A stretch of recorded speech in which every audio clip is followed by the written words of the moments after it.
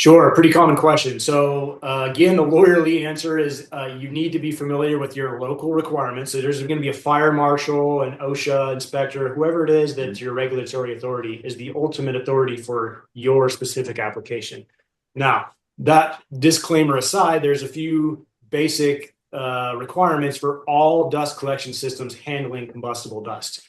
Typically, that would be explosion vents or ventilation on the baghouse itself, some sort of isolation between the baghouse and the process. So an isolation valve on the inlet or the dirty air side of the baghouse. If you're returning air back into the building, you would also need to have isolation on that side. And then you would need to have some sort of an explosion rated or combustible dust rated discharge device, so like a rotary airlock or an NXP or explosion proof drum kit. There are different requirements for a few different applications. Like if you're a wood shop, you got NFPA 564, I think, or 664.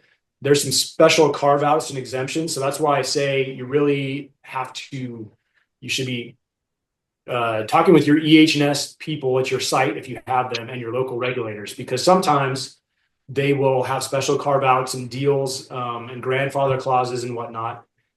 You as the facility owner and operator are responsible for complying with that. So we can point you to the NFP requirements and tell you what you need to meet those requirements. And we're happy to do that. We have a whole suite of options. We work with through Boss Products. We're a rep for them. So anything you have that's combustible, we can help you be compliant. There's a lot of other little requirements that you might run into, like duct thickness requirements. You can't have really thin little spiral ducts in combustible dust applications, specifically between your isolation or baghouse.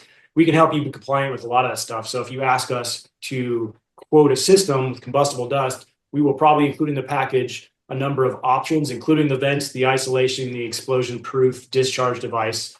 But we will want to certainly have a discussion with you about what specifically your requirements are for your local regulations so we can make sure we meet those. Yeah, I think the takeaway there is that the NFPA is not the law. The NFPA is like the fire code, and then the local authority, whoever that may be, they're the ones that say what the law is for you. And that's why we can never tell you that this system is certified, because we can never possibly know what is required of every single jurisdiction, right? And that's why the end user is the one that has to make the final decisions, right? And I would just say too, right, we have sometimes multiple paths that we can take. What you outlined is what usually makes the most sense, right? That combination of devices. But for example, some applications, they might have a smaller cartridge collector. It might make sense to put it inside and then have something like an explosion chemical isolation or a flameless explosion vent, because then it would keep the dust collector inside. In that special instance, it might be more economical, more practical to do that, because it's a smaller collector. Now in a big collector, that would be extremely expensive. So the solution you outlined, where it's outside with the isolation valves and the normal explosion vents, that makes more sense. But that's why we also tell people we usually start at this, but then let's talk about the process, and then let's see what we can figure out is the best option for you, right? Yep. And sorry, Dominic, just to add, so typically there's no need to reinvent the wheel in most cases. So if you have a wood shop system, we're pretty familiar with what the requirements typically are. Spark detection and extinguishing systems. If it's indoor or outdoor, there's typically things we would do. So it depends on your case. There's a whole bunch of options out there, pieces of equipment, and usually there's a best way to do it, and it's been done many times before. So we would point you towards, the normal solution for your type of application.